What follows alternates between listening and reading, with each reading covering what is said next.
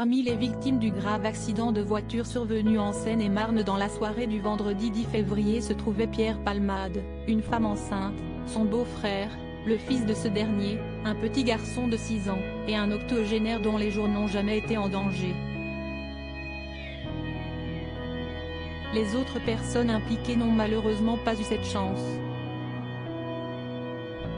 L'enfant de 6 ans a d'ailleurs été rapidement pris en charge à l'hôpital Necker à Paris, spécialisé dans le traitement des enfants malades.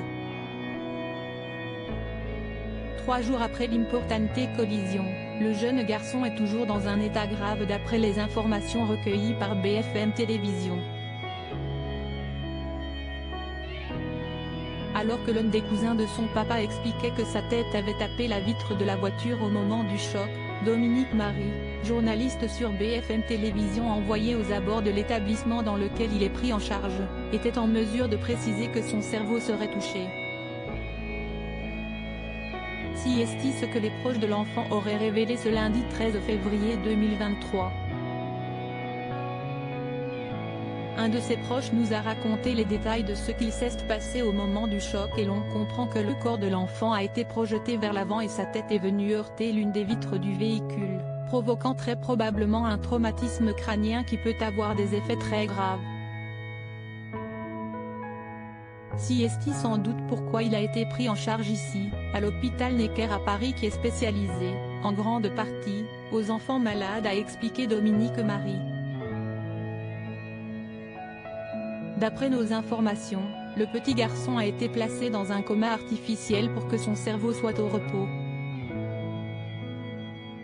Son père, ayant subi plusieurs opérations et la femme enceinte, ayant perdu son bébé, elle a été opérée du dos, sont quant à eux maintenant hors de danger.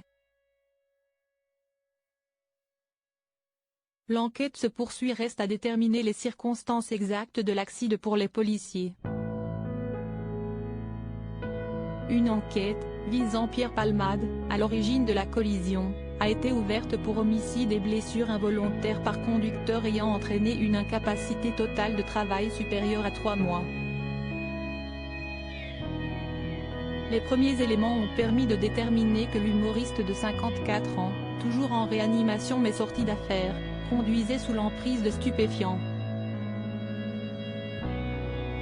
Un test d'alcoolémie a également été opéré, le résultat s'est avéré négatif.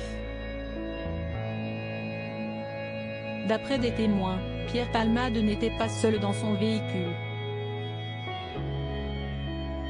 2 personnes âgées d'une vingtaine d'années auraient été aperçues quittant les lieux.